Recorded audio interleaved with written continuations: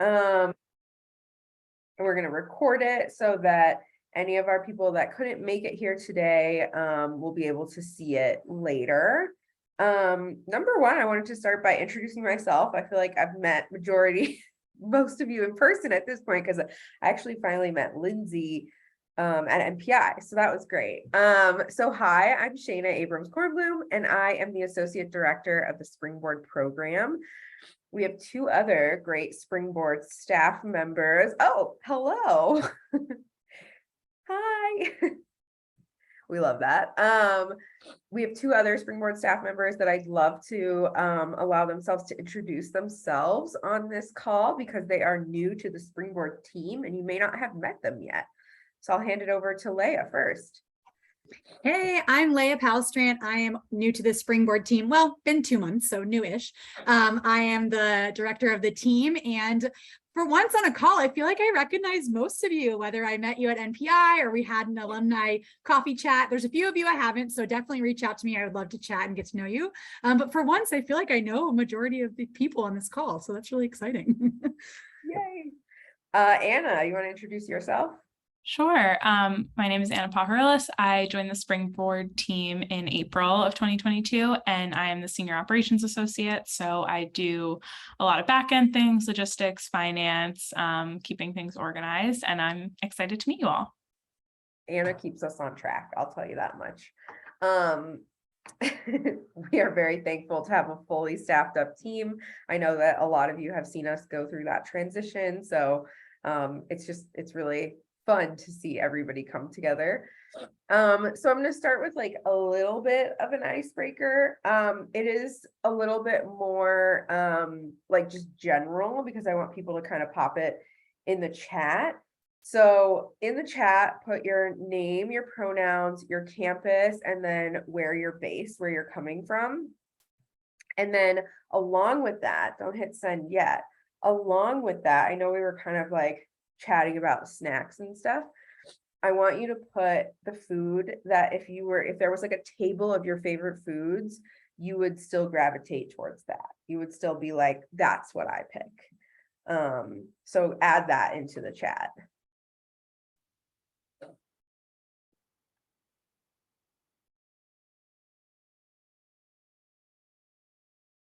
You're totally fine being late, Melanie. We got you. All you missed was a discussion on snacks. Okay, we got Leia coming from Jacksonville. French fries with endless ketchup. Okay, Meg, sweet potato fries. All right, you two are going to get along great. I can already see it. Sour Patch Kids. Ooh, okay. That's a really good one. Okay, Max, donut. You say donuts, but do you mean cake donuts or like the fried donuts? Gotta know. Mexican food. If it was brownies, yes, every time. Sushi. Lindsay says sushi. Max is chocolate old fashioned. So like the cake ones, then that's what that means to me. Emily says any form of potato. We have a lot of potato fans on this call, and I love that. Oh my gosh, that makes me so happy. Okay, I love this. We are gonna kind of jump right in. We've got plenty of things to cover. It's a Springboard call, so there's gonna be Jewish learning. And we're gonna kind of oh, Boston cream donuts, says Liat. Love it. So yeah, we are gonna kind of dive in here. So the first thing that we're gonna chat about here is what is the role of an Edot leader? This is like a very loose definition of what the role is, because this is only our second year doing it. So I want you to keep that in mind. In all the things that we're talking about today, we're not attempting to be prescriptive. We are attempting to give structure and ideas, but we are totally okay with you saying, I want to run it a different way. And I think this is what's going to be best for my specific group. So keep that in mind, that anything that we tell you today is meant to be a wireframe and something to help build you up, and not something to trap you in a cage kind of thing. That's what the role is. So the biggest thing that Edot leaders do is provide coaching and mentorship. So I'd like to define the difference between coaching and mentorship, because mentorship is you giving advice and saying, well, this is what it was like for me on a campus, and so I want to bestow that knowledge onto you. Like, this is what it was like for me to run this program. Here's that knowledge for you. And coaching is really getting a Springboard fellow to like come to their own conclusions and helping them reach that end goal. And I promise you, we're going to go over a coaching model after this. So we're going to give you those concrete tools here. And the biggest thing here too is like holistic support, right? We want there to be a holistic support, and you all are really just a piece of that support system, which is really amazing. Okay, what's the purpose of an Edot group? So this was like the prescriptive purpose that we had written. So we said, deepen relationships with fellows through smaller conversational activities, think through questions that have been on their mind with their colleagues, exercise leadership and networking skills. And I kind of put like, what else? Because again, this is still a new program, and I would be curious to hear from anybody who was an Edot leader last year, or who has tangentially experienced an Edot leader group, an Edot group, like what else the purpose of these groups can be. We'll have to open it up. Feel free to either put it in the chat or just take yourself off mute.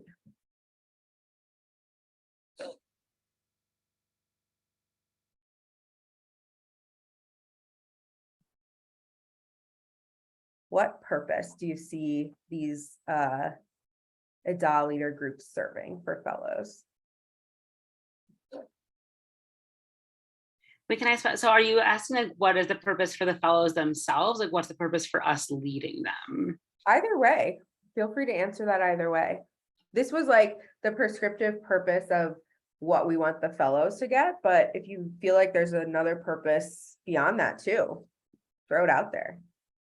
I have a clarifying question. Yeah. So for those of you who don't know me, I'm Olivia. I use she, her pronouns. I used to work at the University of Maryland, Hillel, as the social justice fellow. I'm still based in DC, but now work for Moisha House as the Mid-Atlantic community manager. Okay, so my question is, our Hay cohort did not get Edot, Right. right? But we had something similar, which I forget what the title was, but we had Like kind of regional groups, right? a peer support group or something like that. And the person who was my leader was still very relevant for me, used to be the director of the Hillel that I was working on. But I think that having someone who's closer in age, who's actually gone through the fellowship, is going to be a really awesome opportunity to kind of have more recent and relevant information. And that relatability factor is just going to be much higher than someone who is kind of in your shoes 15, 20 years ago. So I think it's going to be a really great opportunity. Agree. Awesome. Thank you for that. I saw a couple come in for the chat. We have, let's see, Leah said a space for reflection collectively and individually. Max said for them, a chance to really dive deep on questions with people who have different perspectives. Agree. Building relationships with each other, talking through challenges and supporting each other. Love that. We're also going to circle back to that again later too, Emily. But yeah, I really love what you had to say about this, Olivia, too, because what we're thinking of and dreaming of here is a space that's really co-created by you, the Edot leader, and the group that you're serving. And so again, like, we're going to go through that like procedure, or what we would say maybe a group could look like, a group meeting could look like, but keeping in mind that if there's a specific vision that you have for it, we want to really allow you to take those risks and be part of that co-creation, especially if your fellows in your group are like, this is what would be, like Olivia, your group might say like, this is what would be most useful for us, which would be to vent and talk about our qualms, right? And like Emily, your group might say, what would be most useful for us was techniques on managing up and like coaching them through that. So it's gonna truly look different for each group along the way. Perfect. Okay, any questions about this slide or purposes? Perfect. Okay, so some of you might have seen this little graphic before. I created it and I keep bringing it back. This is the Springboard Fellowship Support System. So this is just to kind of give you an idea of where you fit within the support system that we offer to Springboard Fellows. So we have the supervisor, the Springboard team, the Springboard faculty, their group, their Edot groups and leaders, their mentors, and their friends and family. So again, you are a significant part of this, right? No one like dot in this is like bigger than anyone else. And so that to me is like a really important thing to emphasize, is that you each can make such a big impact on these Springboard Fellows. Okay, so how do we best support Springboard Fellows? I don't expect you to necessarily have the answer to this because again, it's dependent on the fellow themselves, but we're going to go back to the source on this. So I'm going to bring up this source sheet and I'm also going to share it with you all in the chat. Oh my goodness, I just closed my chat. And you should be able to bring it up. And I'm going to stop sharing my screen for a minute. So feel free to bring it up on your end.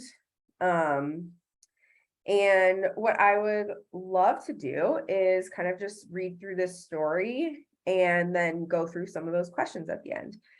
I'd love to get like 2 readers for this. If I could get somebody to read kind of like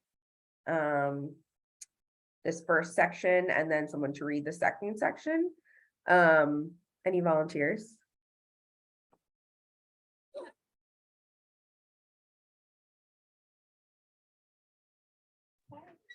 I could do it.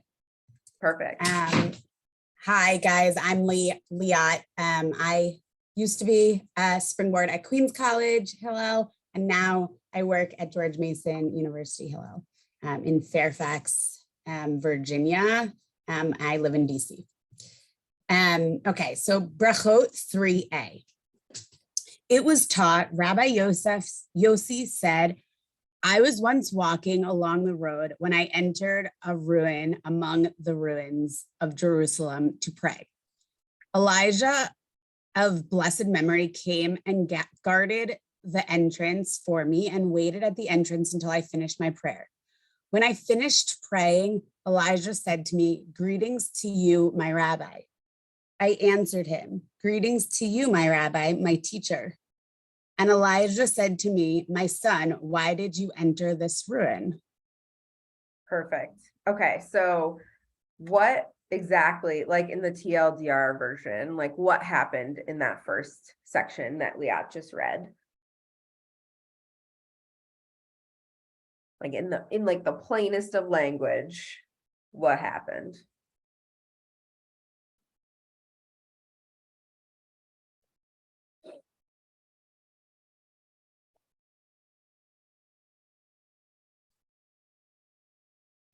Well, the plainest of language, which for those of you that know me is kind of vocabulary. So this guy shows up at a place, it's all ruins. He shows up, he prays. Elijah's like, "Hey, what are you here for?" And he's like, "I'm here to pray." Exactly. Okay, so can someone read the second half?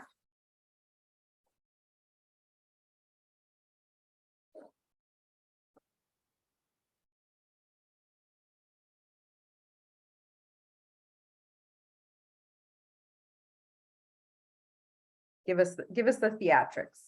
Come on. You can do it.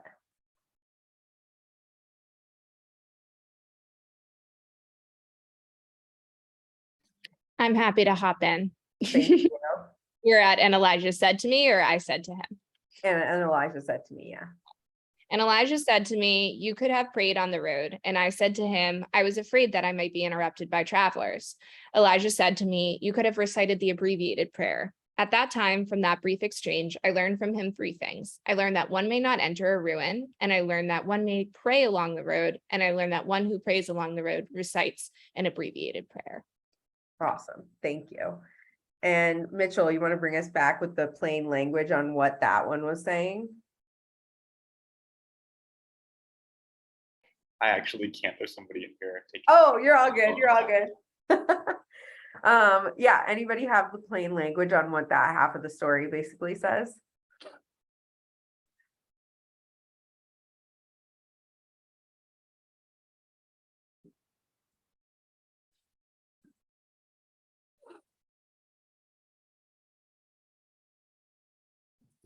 I'm getting like, you have to do this thing, but like, here's a loophole and here's like this little nugget of wisdom from Elijah that like, here's this thing. And they're like, oh, cool. In this like 30-second conversation, I learned so much. Amazing. Go us. Yeah, love that. Thank you. That's a really good interpretation of it. So we see this like really funny story. To me, this story reads as kind of like a once upon a time, like there was a place. And we know that Rabbi Yossi was like he was going somewhere, but we have no idea where he was going, right? So we have no idea like the context of like, was he going to this ruin? Was he going past this ruin? I'm sure there's more to the story after this, of course.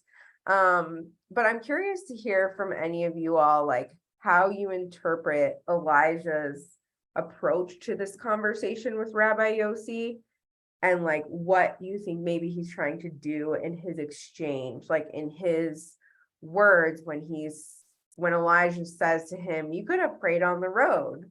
And my son, why did you enter this ruin? Like, what is Elijah trying to say with these?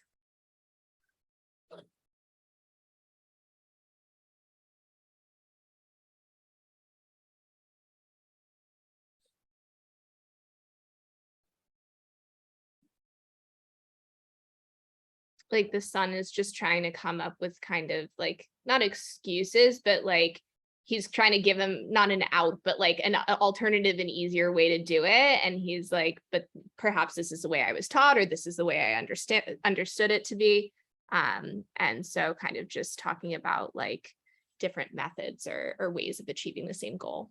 Exactly. So, I mean, for me, this like section, right, is like Rabbi Yossi, he's going somewhere and he's like, oh man, I gotta go pray. And he found this ruin and he's probably not supposed to be in this ruin, right? Like I would like equate it to like he found an abandoned building and was like, this is a great place to pray kind of thing. Like in a like I don't know, that's my interpretation of it in like a modern city, is that he like happened upon an abandoned building and was like, this is the perfect place away from the road that I'm walking on to like go and pray.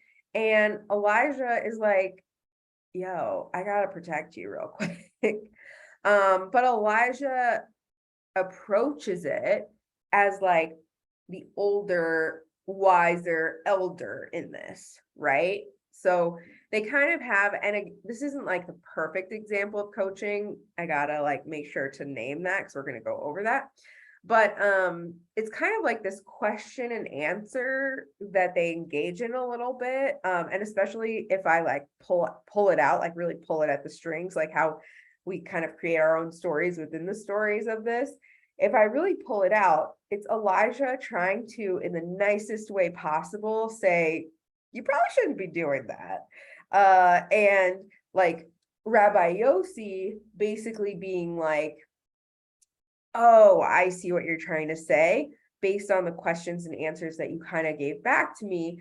Like the actions that I did probably weren't correct, right? So that's kind of like the big picture that I get from this story. Anybody have any questions on this story?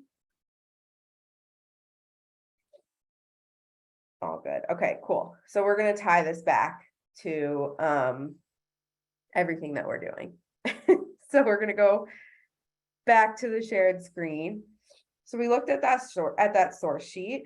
And we were thinking about how do we best go about like working with our fellows. I keep wanting to say students, and then my Moisture House hat comes on and I keep wanting to say residents. So you'll see me pause a bunch and I'll be like, nope, fellows. So we talked about how best do we support them, and we're going to talk about utilizing a coaching model. There are so many coaching models out there. We're going to talk about one specifically, and I'm curious to hear from you, and feel free to drop it in the chat if that's easier as well, to hear from you, like what comes to mind, what image comes to mind when you think of a coach. Or feel free to come off mute. For me personally, I think of Ted Lasso. I was gonna say, I think of Coach Bolton from High School Musical. Yeah, oh my gosh, that's a good one. Anyone else have any coaches that come to mind? There definitely can be like negative coaches as well. I had a high school field hockey coach who was like really just did not understand that there were other things besides field hockey in life, and like it's important to like, you know, there are good coaches who coach well, and there are coaches that Yeah, are not good. So that's that's my first coach Coach Collins, but yeah. Awesome. I feel like we all kind of pictured like a sports coach, like somebody who's like in their athletic gear, ready to like get in there, maybe with a whistle around their neck. That's always what comes to mind. So we're going to talk about this coaching model. And what we also did is we created a little bit of a coaching resource for you all that I'm also going to drop in the chat here, so that you all can take a look at it. So in this coaching model, and again, I don't expect anybody to be like perfect at this coaching model. This is really just for us to kind of explore and play with. I personally find it really helpful that like to have this like graphic and remind myself of these things when I'm coaching somebody, when I'm working with the fellow. So sometimes like I have this saved to my desktop from like a couple jobs ago, and literally we'll just like have it up in the background. So I highly recommend it being a tool for you to use in that way. So we start in this by defining the goal. Right. So we look at areas of focus, the starting point, and asking some really key questions before we go to that ask and listen point. So you can see we like define the goal, we go to ask and listen, we ask, we wait and listen, we brainstorm, we test ideas, we decide, we probably ask again, another like a new questions, and kind of go in that loop before we get to the roadmap debrief section. So again, this is like, we're asking those guiding questions, we're recognizing what's going well for a fellow, we're listening and empowering them in all of this, we're trying to understand their perspective and talking about next steps. And the most important thing to remember with any like coaching and coaching model is you don't have to have an answer for them. You can coach somebody through something that you have never ever approached in your life. Lucky for you all, you each were actually Springboard fellows, so you can heavily relate to what the fellows in your group are actually going through. But just as a reminder, acting as a coach to somebody, you don't necessarily have to have any concrete knowledge of what they're doing. So it's important to remember that. And that when you're trying to coach, you're not necessarily trying to solve it for them, but maybe that would border more to like the mentoring of like, here's what I did, right? And we also want to emphasize that coaching starts with that like care and being present and meeting the fellows where they're at. So this is like for me, it's like a really important model of what coaching can look like for a fellow. I also wanted to give us the space to practice. So we're going to kind of do like maybe one or two scenarios if we have the time to, but I'd love to hear from you all, like maybe some common scenarios that you either experienced as a fellow or that you have seen fellows experience in terms of like a conflict or something that they were really struggling with. Yeah, let me know if like anything kind of comes to mind on this. I think the biggest one that I can think of right off the top of my head is they've worked 50, 60, 70 hours and don't know how to ask for a break. That's a great one. I love that one. Also, you should know that we had all of the Zion Fellows this year really firmly in the like, we are non-exempt employees space. So we love that. Great. So I'm going to go back to the coaching model. Oopsies, that's the wrong way. So I'm going to go back to the coaching model. So Max, would you act as the coach in this one, in this space? Would you be willing to act as the coach? I'd be willing, but I'm currently driving, so it's a little bit hard. Oh my goodness, never mind. Can we get somebody to either act as the coach or the fellow? Either way. Any volunteers? I could do one. I don't care which one, if anyone else. Okay. Emily, do you want to act as the coach? Sure. Okay, perfect. Take it slow. It's not perfection that we're trying to get here. Anyone who wants to act as the fellow, or I can act as the fellow, whichever people prefer. Okay, I'll act as the fellow. Okay, so Emily, I'm coming to you. I'm a Springboard fellow at South Hampden University. And it's located on the island of Hawaii. It's really beautiful here, but I'm really struggling to like come to terms with the fact that I'm working so many hours a week and I don't know how to talk to my supervisor about it. I don't know how to talk to my boss about it. Yeah. What do you think? I think, well, the first thing I would ask is what is there, okay, hold on. I feel like now I'm on the spot, I need to think it through. But I mean, I do think first I would say, what is the goal here? Is it about reducing your portfolio? Is it about just having more support in the tasks that you want? Is it about having less in your portfolio, or do you want to keep all your projects but figuring out how to balance? Like, is it about the amount of projects? Is it about balancing it all? What part Yeah, of I think for me, it's like, it's about balance, but I feel like there's so much on my plate that I'm not really able to find that balance or to even talk about working towards that balance. do you think that, like, so it sounds like you said that you are not comfortable going to your supervisor yet, but is that something that you like, do you want to get to a place where you can talk to them, or is it more about your own managing your tasks? I think I want to get to a place where I can talk to my supervisor about that. And maybe my learning style is like, I need to write it down first. Okay, yeah, I think that it would be really great to, like, it sounds like you have like a lot on your plate, and to write that all out, to like look at your portfolio and think about the things that you want to be doing most, and what's most like important to your Hillel and to your students, and like balance that between what's important on both ends. And then kind of once you have that written out, and then especially when you have your whole portfolio written out and can see like that you really are doing a lot of things, and I feel like it'll be a lot less nerve-wracking to go to your supervisor and say, here are all the things that are going on and I feel really overwhelmed by all of this, but you've already done the work to figure out like what's most important and what is most pressing to both you and to your students. And then hopefully your supervisor from there will be really open to having that conversation. And then if not, then we go from there. But like Awesome. one step at a time.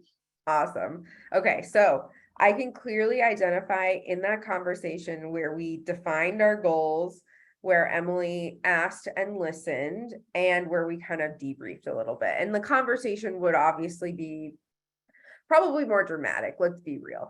It would probably be a little bit more like, things are terrible, like, oh my God, I can't handle this, life is falling apart, right? But Emily, you hit on all of those major points. Really great job here.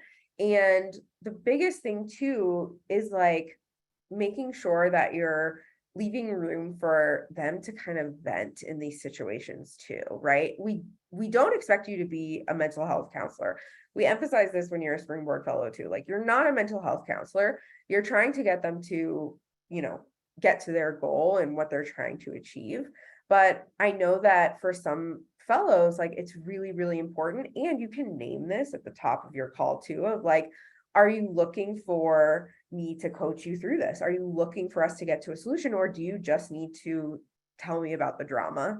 I think that my team can vouch for the fact that I'm a very big, like, I just need to say it and be like, that was ridiculous, so that I can move on. And typically I have the problem solving on myself. And I think it is really important too in these situations to make sure that you're not necessarily giving advice, and you're also letting the fellow really take the lead on this, on finding the answers. And again, that's where kind of this like mentoring versus coaching comes in, and where we really want you to lead on the coaching side. And I'm trying to think what else I was going to say. Would you all like to run through another scenario, or are you thinking moving on? What are your thoughts here? Give me a thumbs up for another scenario. Thumbs up for another scenario. Okay. Okay, can I get another scenario from one of you that you might encounter, or that you encountered as a Springboard fellow? One thing that I noticed, because I also led an Edot group last year, was that it could be really frustrating because there was a mix of people. Some people have really great experience, some people have like not so great experiences, and that could be really frustrating on both sides of it. The people who like weren't having the best time were like, oh my gosh, what am I doing wrong? Everyone else is having the best time. And the people who were having a great experience almost like felt bad because they felt bad for being really like, excited and happy when other people were in not so great situations. So I also saw that last year and also experienced that. Yeah. So do you think that's coaching somebody who's having that really positive experience, or coaching somebody who's having that really like negative experience? I think whoever wants to play coach can decide which one they want to coach through. I think the more challenging situation is probably like the negative situation. Yeah. Like they're in a negative situation. Okay. So let's say that the scenario is they're wrapping up their time for the year, and whether they're a first year fellow or a second year fellow, we have an Edot group that half of the fellows are feeling very much like, I know exactly what I'm doing this summer. I know my goals. I feel really great about what I'm doing. Or like second year fellows, they're like, I know what I'm doing. I already have a job lined up. I'm staying at Hillel. I'm doing this, et cetera, et cetera. And the other half are like, I'm stuck and I don't know what I'm doing, and feeling a like specific way about how that interacts with the people who are feeling positive. Does that make sense?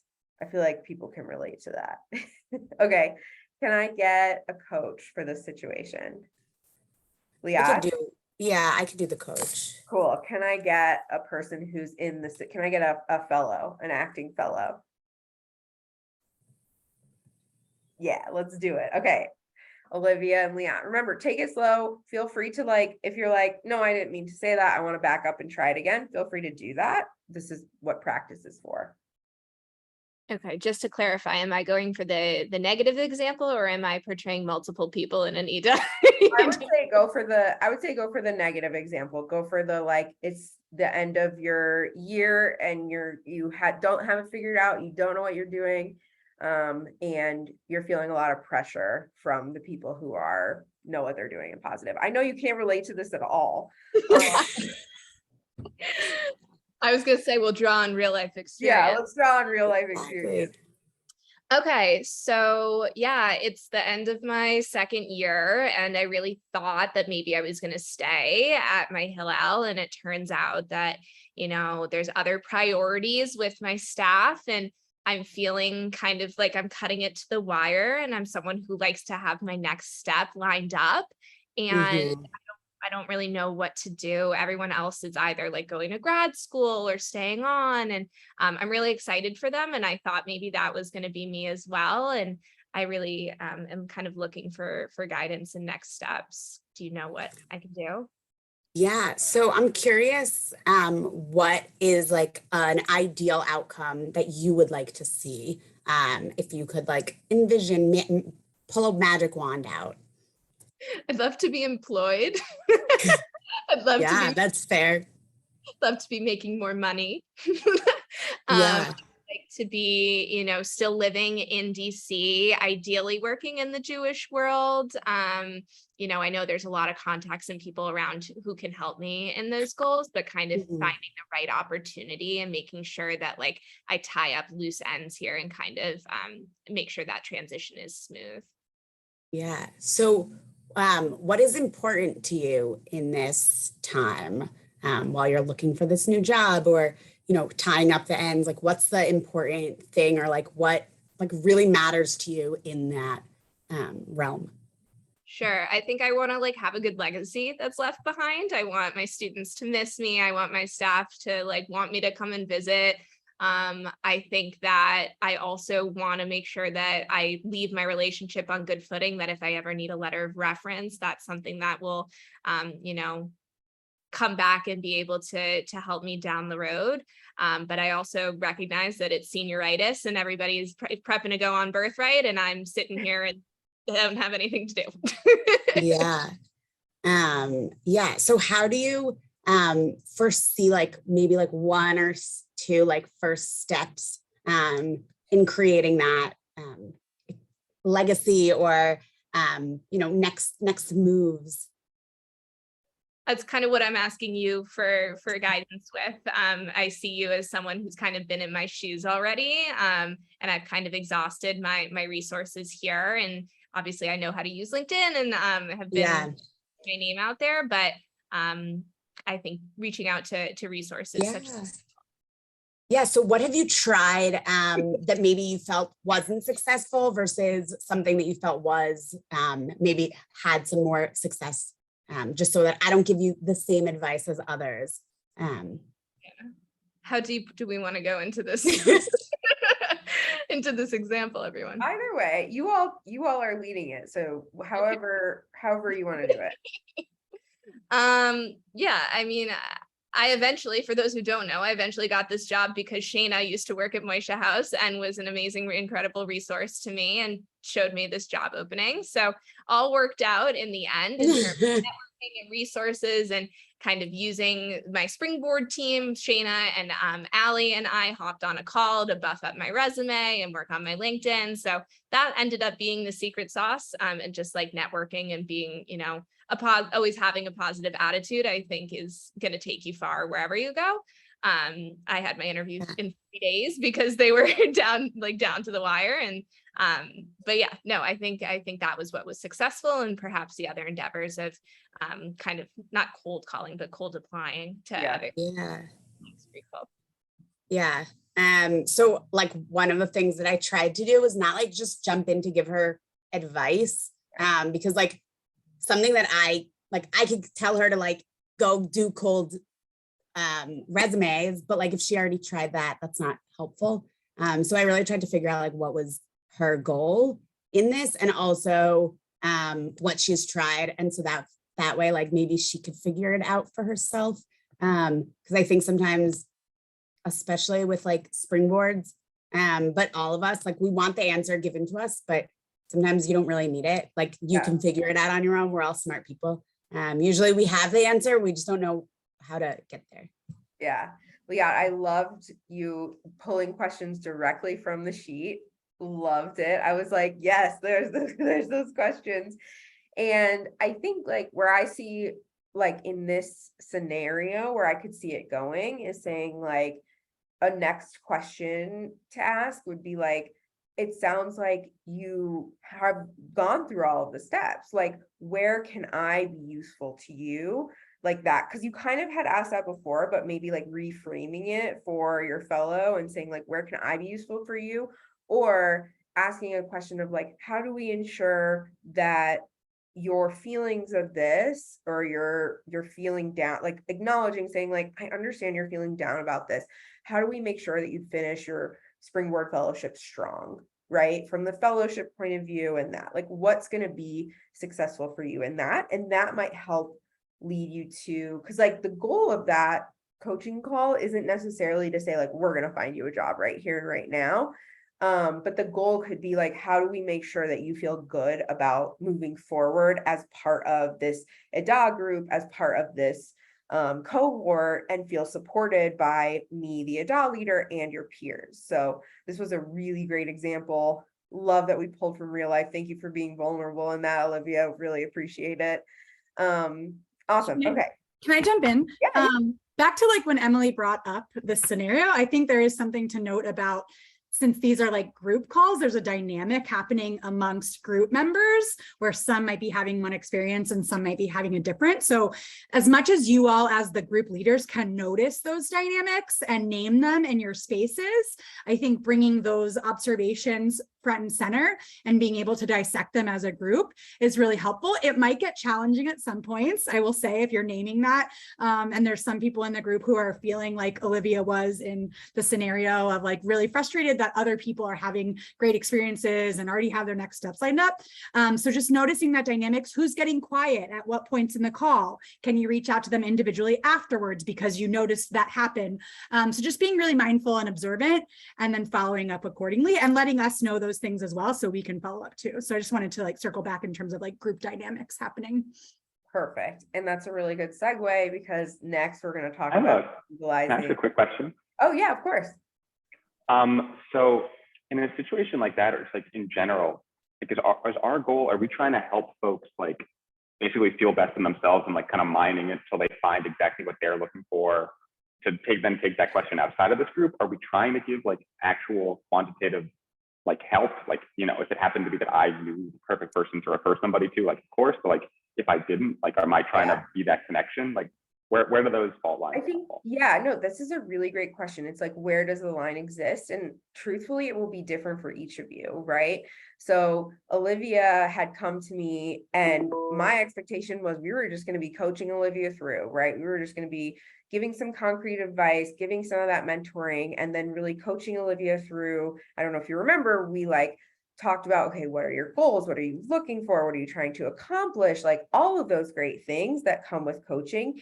And that conversation turned into, oh, I do have a connection for you, right? So I would always say, never cut yourself off from saying like, oh, I actually have somebody that you should talk to about this who's perfect, who went through the same situation, but making sure to realize that you won't always have the answer. And that's where the beauty of the coaching method comes in, is because you don't have to know the answer. And I think this comes up, this came out a little bit, I know, when we were like assigning groups, and we did try to group people together with like campuses, right? And if you are, let's say, on a big campus and you're matched with or have experience on a school, on a campus that has a lot of people on it, and you are matched with a group that has big Big 10 schools or whatever, and you're like, okay, but my school was big, but we didn't have Greek life. And somebody comes to you and says, I need help solving this problem, or like brainstorming on this. And you're like, I never had any experience in Greek life. We didn't have Greek life on my undergrad campus, and I don't have Greek life in my current job, like experiences. It's like, you can still, as a coach, get them to where they need to be and not need to go to that line of like giving advice from where you've come from, if that makes sense. Did I answer your question on that? I want to make sure that You did. Okay, perfect. Thank you. And I think the other main thing to remember here is that we really want them to feel heard and to feel cared for in some way, right? We're not trying to, this is where I see like a big shift in what we're trying to do with the Springboard Fellowship, is we're not trying to make them feel like babies or like they can't accomplish things on their own. We really want them to feel empowered. And so whatever you can do to make a fellow feel empowered is always going to be the right answer on this. Awesome. Okay. We practiced together. Process for Edot meetings. So the process for your monthly meetings with fellows is very straightforward. We're running a little bit short on time, but I was curious to hear from anybody who ran an Edot group last year, what the structure of those looked like.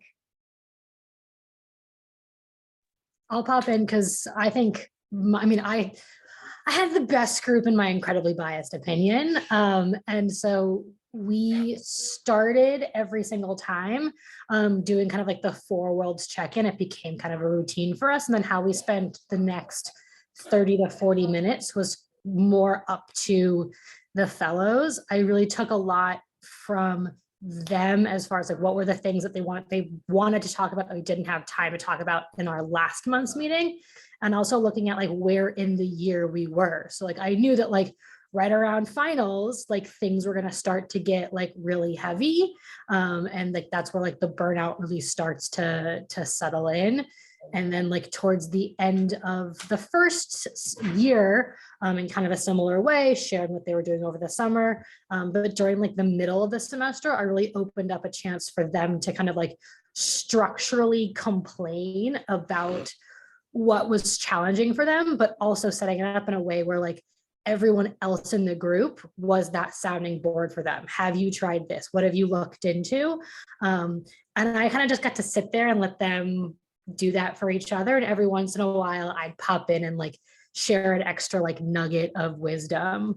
But it was awesome. Yeah. Okay. That's a really good example of a structure that completely works. I'm curious to hear if anybody had a fellow lead one of their calls last year. You did, Meg.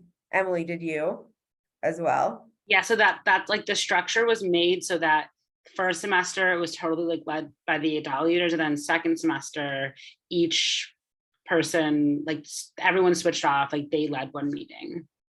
Perfect.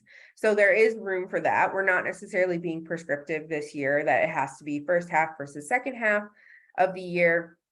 We're really, again, trying to leave room for you all to get creative in this. And I want to also just name that what I'm counting on for you all is that in those like monthly checkups that we will have as a group, that you're able to bring what you learned from whatever structure you put in place for that first meeting, especially, and be able to kind of share your learning from there of like, here's what I did, it worked, here's what I did, not sure it was the best, for us to be able to like work together in that way.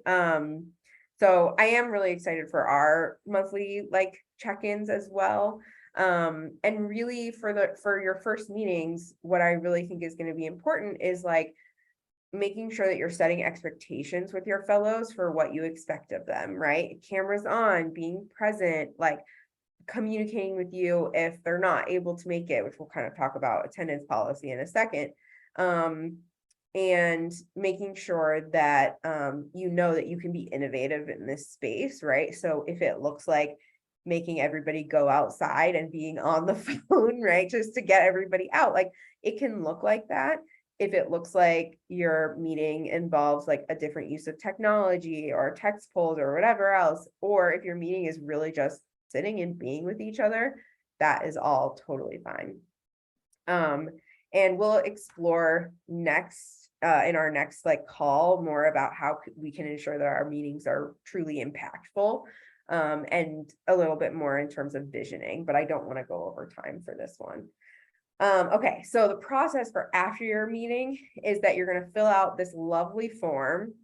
It'll take you to this beautiful Edot leader form. You'll choose your name, you'll add your email address, the date of your meeting, the attendance, the energy, all of the good stuff that we want to know, and any of those red flags that come up. And we have everything linked for red flags. It's really, really important that these forms get filled out because you all are really our eyes and ears, right? Like there is only so much that the three of us, like Anna, me, and Leah, can do when it comes to supporting the Springboard Fellows in a space that is truly like they feel heard and have time, like significant time with somebody, just because there's so many of them, right? And that's where you all come in. And why we have you fill out the form is because then we're able to go through the forms and say, okay, it looks like this needs follow-up. It looks like we need to maybe chat with you, the Edot leader, and say like, what went on there? What happened? Are you okay, right? If something in a meeting is difficult for you, right? Like where can our team come in and support you? So that's where this is important. For attendance, all fellows are required to attend. And the key here is that if a fellow is sick or needs to miss, right? I trust you all to make like the call of like, it's fine, you don't need to be there, or this is somebody who's consistently missing, or this is somebody who has missed too. Like, we need to talk about this. I need to flag this for Springboard. That's where we put a lot of trust in you all to say, like, this is an issue and I'm flagging it for you. And there's always an opportunity where you can suggest some type of makeup call, right? So a makeup call likely with another fellow in the Edot group to just go over what they talked about in the Edot group and make sure that they feel supported in that space. So that's my biggest recommendation. And I'm happy to hear like thoughts in that realm of like, actually, I have a better idea of what it would be like to do a makeup for this. And again, we're not striving to like create a policy around that. I'm going to really be trusting it up to you all, that if a fellow comes to you and says, I can't make it, that you all are able to make that call. Perfect.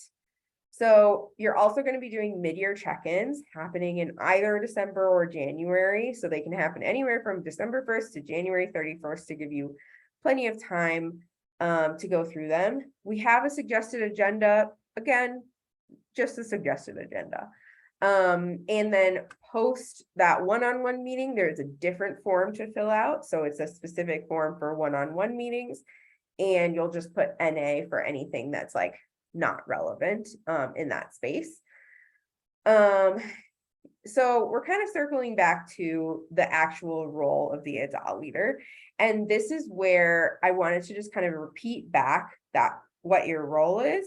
And this is where we're going to chat for just a quick second about how you leverage the peer group as well, right? So leveraging a peer group is an art, it's a science, right? And you do have to get to know your fellows within that. And so I would invite you to, send a survey to your fellows or start asking questions in icebreaker scenarios that will help you get to where their knowledge level is at, or where their strengths are at, to be able to leverage that, right? So like if I were to be on a call with all of you and I'm like, hey, I want to hear from somebody, like somebody's asking a question and saying like, I really don't know what it's like to live on my own, and this is my first time doing it, right? I might say, well, Lindsay like just moved into her own apartment and got that all set up. Like, Lindsay, would you be willing to share with us, right? And obviously using that in a way that is appropriate, right? Not that like somebody shared something with you privately in that. But yeah, just making sure to leverage the peer group and making sure that they know that the group is there for them. And this again goes back to that you don't have to have all the answers. And hopefully other people in the group, other people who are their direct peers, will have some answers to provide to them as well. And last minute, this is just other helpful tools. I have all of this stuff linked for you, and I'm going to send you all an email after this with information about the Edot leader resources, all of our coaching guide, our Jewish learning resource, this presentation, this recording, everything is going to be sent to you. And I just like to bring up some of these resources because these are resources that we give the fellows. You can also look at the arc of learning, so to see where your Edot group meetings fit in with the arc of learning. You can see the Edot guide we gave to the fellows, the Edot guide we gave to you. Yeah, and just lots of really good resources. Okay, so I talked a lot and we are running short on time, but I do really want to leave some space for questions here. What questions can I answer for you? Where can I be helpful in this moment?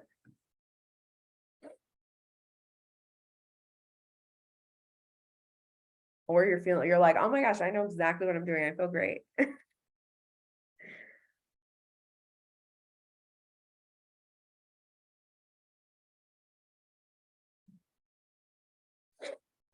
It sounds like you all are feeling good, which I'm very happy to hear. I'm like really excited for you all to be part of this. I really want to say a huge thank you to each of you. Like, this is super meaningful work, and I feel really lucky that I get to be like in learning and in coaching with you all once a month, like just us. Those calls I think are going to be really important for us to really like share our learning and be in a cohort ourselves, which I think is really an exciting part of this. And again, like, I really don't want you all to be shy about bringing feedback on what will make this program and the Edot groups the best that they can be. That's really what I would emphasize as well, is that you all are out there, you're going to be doing the work, you're going to be boots on the ground doing this, and I'm going to get to meet with you. But if I don't, like, I can't be in every meeting, so I need to hear that feedback from you all. And that's going to be super important for me, and I really value that. I really want you all to know that. So yeah, that's all I got. That's all I wrote. Cool. Thank you all so much for coming today. Please do reach out if you have any questions. Feel free to save my phone number, my cell phone number in your phone if you ever need anything.